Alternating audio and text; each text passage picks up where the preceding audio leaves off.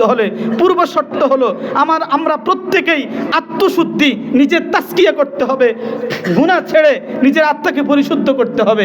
পরিশুদ্ধ করার পরে আমরা 5 ওয়াক্ত নামাজ, শরীয়তের বিধিবিধান, হালালগুলোকে হালাল জেনে হারামগুলোকে বর্জন করে এইভাবে নিজের আত্মশুদ্ধি করে পরস্পর মুসলমানরা যখন ভাই ভাই হয়ে যাব, একে অপরের উপকার করব, একে অপরের খোঁজ খবর নেব, প্রতিবেশীর খোঁজ খবর নেব, এই বিষয়গুলো যখন সমাজের মধ্যে চালু করে দেব দেখবেন ইনশাআল্লাহ আল্লাহ বলেছেন ওয়ালাউ আন্না আহলাল কুরআ আমানু ওয়াত্তাকাও, গ্রামবাসীরা যদি ঈমান আনে এবং তাকওয়া অবলম্বন করে লাফাতাহনা আলাইহিম বারাকাতিম মিনাস সামাওয়াতি ওয়াল আরদি। আল্লাহ রাব্বুল আলামিন বলেন আসমান এবং জমিন থেকে কুদরতিভাবে আমি তাদেরকে রিজিকের ব্যবস্থা করে দেব। সুবহানাল্লাহ। তো ইনশাআল্লাহ আমরা করবো তো ইনশাআল্লাহ। এরপরে ইনশাআল্লাহ আমাদের শক্তি সঞ্চারিত হবে, আমাদের পরিবার সুন্দর হবে, সমাজ সুন্দর হবে, এটার প্রভাব আমাদের জেলাতে পড়বে, জেলার প্রভাব দেশে পড়বে। এইভাবে ইনশাআল্লাহ রাষ্ট্রের মধ্যে ইসলামী হুকুমত, ইসলামী পরিবেশ ইনশাআল্লাহ কায়েম হয়ে যাবে। ভাই আপনারা তো জানেন সারা পৃথিবীব্যাপী মুসলিম নিধনের এক পায়তারা চলছে বিভিন্ন সূরতে।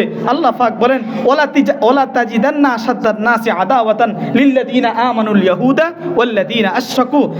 রব্বুল আলামিন বলেন যে ঈমানদারদের জন্য সবচেয়ে বড় শত্রু হলো ইহুদি এবং মুশরিকরা। কথা বলেন ঠিক কিনা? আজকে বাংলাদেশে আপনারা জানেন দীর্ঘদিন থেকে, বহু বছর থেকে সাম্প্রদায়িক সম্প্রীতি বজায় রেখে বাংলাদেশের মুসলমান এই সমস্ত হিন্দু ভাইদেরকে এবং অন্য ধর্ম অবলম্বী যারা আছে তাদেরকে নিরাপদে আশ্রয় দিয়েছে।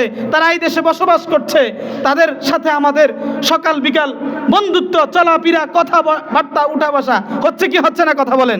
কখনো কেউ কোনো হিন্দুর উপরে অন্যায়ভাবে আক্রমণ করেছে এরকম একটা ঘটনা কেউ দেখাইতে পারবে? কথাগুলি ভিডিও হচ্ছে।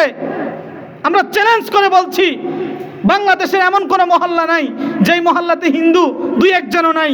ওই সমস্ত হিন্দু ভাইয়েরা আমাদের মাদ্রাসার পাশেও হিন্দু বাড়ি আছে, সকাল সন্ধ্যা তাদের সাথে সাক্ষাৎ হলে ভাই কেমন আছেন, দাদা কেমন আছেন, কত সুন্দর সাম্প্রদায়িক সম্প্রীতি বজায় রেখে আমরা এই বাংলাদেশে বসবাস করেছিলাম। অথচ তথাকথিত এই ইসকন নামে হিন্দুবাদী, এই ইসকন নামে সন্ত্রাসীরা বাংলাদেশের এই সাম্প্রদায়িক সম্প্রীতিকে নষ্ট করার জন্য, বাংলাদেশের মধ্যে একটা দাঙ্গা সৃষ্টি করার জন্য তারা বাংলাদেশের মধ্যে এক অস্থিরতা তারা শুরু করে দিয়েছে। কথা বলেন ঠিক কিনা? এবং তারা বাংলাদেশের এই সার্বভৌমত্বকে নষ্ট করার জন্য একটা বড় দাঙ্গা লাগানোর জন্য একজন সাংবাদিক ভাই সাইফুল ইসলাম আলিফ ভাইকে নির্মমভাবে কুপিয়ে দিবালোকে তারা হত্যা করেছে কিনা? কথা বলেন। তিনি তো শহীদ হয়ে গেছেন। এই হলো ইসকনের অবস্থা। সুতরাং আমরা এই মাহফিল থেকেও সাবধান করে দিচ্ছি এবং বর্তমান সরকারের কাছে আমাদের দাবি হলো ইসকনকে অতি বিলম্বে বাংলাদেশ থেকে নিষিদ্ধ করতে হবে। কথা বলে ঠিক কিনা? এবং হিন্দু ভাইরা যারা আছেন তারা সবাই ইসকন নয়। আমরা তাদের সাথে ভালোবাসা আগেও ছিল, এখনো কি করবে? থাকবে। তাদেরকে স্বাগতম। তারা যদি আমাদের ইসলাম ধর্মে আসতে চায় আসবে।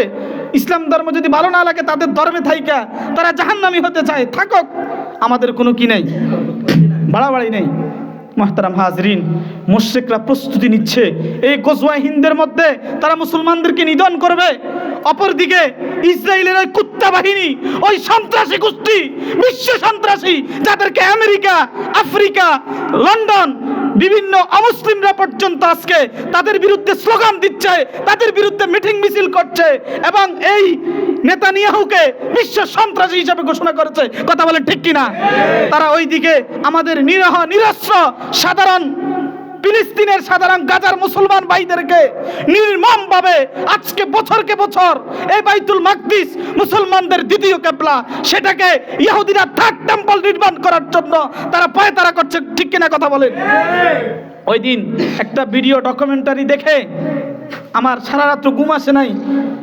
গাজার একটা হসপিটালে একজন 7 বছরের একটা শিশু, সে অ্যাম্বুলেন্সে করে এসে নামলো। তখন হসপিটালের কিছু কর্মী আগায় আসলো, এসে দেখলো ওই 7 বছরের শিশুর ব্যাগ থেকে রক্ত পড়তেছে। কি পড়তেছে? তখন তাকে বলল যে তোমার ব্যাগে কি আছে? তখন সে ব্যাগটাকে যখন উপড় করলো তখন দেখা গেল তার ব্যাগের মধ্যে তার বড় ভাইয়ের লাশের অর্ধেক সে ব্যাগে করে নিয়ে আসছে হসপিটালে চিকিৎসা করার জন্য। ঠিক না? কি নির্মম ইতিহাস! মুহতারাম হাজরিন, এটা দেখেও আয়াত মনে পড়ে গেল। আল্লাহ রাব্বুল আলামিন বলেন, ওমা লাকুম লা তুকাতিলুনা ফি সাবিলিল্লাহ, তোমরা কেন আল্লাহ তাআলার দরবারে আল্লাহর রাস্তায় কেন লড়াই করছো না? অল মুস্তাজাফিনা মিনার রিজালি ওয়ান নিসা, অথচ দুর্বল নারী পুরুষ ফরিয়াদ করে ডাকছে, রব্বানা আখরিজ লানা মিন হাযিহিল ক্বরিয়া, হে রব আপনি এই মাজলুম জনগোষ্ঠী থেকে আমাদেরকে বের করে দিন, নিরাপদে আশ্রয় দান করুন। ওয়াজআল লানা মিন লাদুনকা ওয়ালিয়্যা, আপনি আমাদের জন্য একজন অভিভাবক পাঠান। ওয়াজআল লানা মিন লাদুনকা নাসীরা, আমাদের জন্য একজন সাহায্যকারী পাঠান। কথা বলেন ঠিক কিনা? এরপরেও আমরা লড়াই করছি না। আজকে মুসলমান মিডল ইস্টের যারা আছে নীরব, ইহুদিদের মন্ত্র খেয়ে, ইহুদিদের মন্ত্র গ্রহণ করে, ইহুদিদের পা চাটা গোলাম হয়ে, ইহুদিদের সাপোর্ট নিয়ে আরবের কিছু শাসক গোষ্ঠী তারা ক্ষমতাকে দখল করে আছে। আজকে তারা চুপ, তারা আল্লাহর কাছে কি জবাব দিবে? ইনশাআল্লাহ। তবে আমাদের ইয়াকিন আছে, টুডে টুমারো, আজ না হয় কাল, ইনশাআল্লাহ এই বাইতুল মুকাদ্দাস মুসলমানদের হাতে আসবে। ঠিক কিনা কথা বলেন? এবং ইহুদিদেরকে কচুকাটা করা হবে। এই পর্যন্ত হাদিসে আছে, এমন একদিন সময় আসবে একটা পাথর পর্যন্ত মানুষকে ডেকে বলবে, হে গাজার মুজাহিদ, হে মুজাহিদ ভাই, আমি পাথরের পিছনে, আমি গাছের পিছনে একটা ইহুদি লুকায়িত আছে, তাকে হত্যা করো। ঠিক কিনা কথা বলেন? এই বিশ্বাস আমাদের আছে না নাই? কথা বলেন।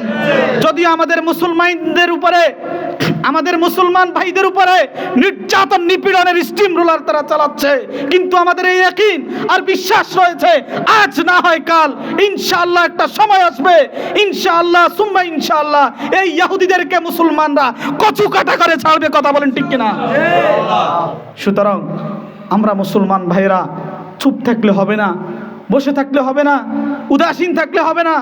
আমরা দলমত নির্বিশেষে আমরা সবাই ভাই ভাই। যারা বিএনপি তারাও আমাদের ভাই, যারা খেলাফত মজলিস তারাও আমাদের ভাই, যারা জামাত ইসলাম তারাও আমাদের ভাই, যারা ইসলামী আন্দোলন তারাও আমাদের ভাই। কেউ আওয়ামী লীগ সমর্থিত, কাউকে খুন করে নাই, মানুষের টাকা আত্মসাৎ করে নাই, সাধারণ আওয়ামী লীগের সাপোর্টার ছিল। সেই যদি এখন সুন্দরভাবে সমাজের মধ্যে মানুষের সাথে মিলদুল দিয়ে চলে, আমাদের কোনো অসুবিধা আছে? কোনো অসুবিধা নাই। আওয়ামী লীগ বিএনপি এগুলা কারো পরিচয় না, জাতীয় পার্টি এগুলা কারো পরিচয় না। আমাদের পরিচয় হলো মুসলিম। মানুষ ভুল করতেই পারে, কোনো ভাই যদি ভুল করে এখন যদি পরিশুদ্ধ হয়ে চলে, সে আমার ভাই। ঠিক কিনা কথা বলেন? তাকে আমি বুকে জায়গা দেব, আমার ঘরের ভাতের ফাতিলে তার ভাগ বসাবো। ঠিক কিনা? ইসলাম এরকম বড় মাইন্ড নিয়ে আমাদেরকে চলতে হবে। তবে হ্যাঁ, একজনকে খুন করছে ক্ষমতার দাপট দিয়া, তাহলে তো সেই আইনের আওতায় পড়ে গেছে। সে খুন করার কারণে আইনের মাধ্যমে তার যে সাজা হয়, এটা তো আমি মাফ করতে পারি না। পারি? কথা বলেন। একজন লোক অন্যায়ভাবে একজনকে খুন করছে, এরকম অকারেন্স ঘটাইছে, শত শত কোটি টাকা মেরে দিছে, তাকে কি আমি মাফ করতে পারি? কেউ মাফ করতে পারবে না, দুনিয়াতেও পারবে না, আখিরাতেও কি। সে ধরা খাক, সালমানের প্রমাণ ফিরা খাক। ঠিক কিনা কথা বলেন? অনেক সাধারণ আওয়ামী লীগ বলছে এরা আওয়ামী লীগকে শেষ করছে, এরা আগে সরকারকে শেষ করছে, এদেরকে ফাঁসি দেওয়া দরকার। ঠিক কিনা? আল্লাহ রাব্বুল আলামিন আমাদের সবাইকে, সকল মুসলমান ভাইকে ঐক্যবদ্ধ হয়ে আমরা যেন নিজেকে আত্মশুদ্ধি অর্জন করতে পারি এবং সমাজকে সুন্দর করতে পারি, রাষ্ট্রকে সুন্দর করতে পারি, ইসলামের কালিমাকে পৃথিবীর বুকে সমুন্নত করতে পারি। আল্লাহ রাব্বুল আলামিন সবাইকে তৌফিক দান করেন। ওয়া আখিরু দাওয়ানা আনিল হামদুলিল্লাহি রাব্বিল আলামিন।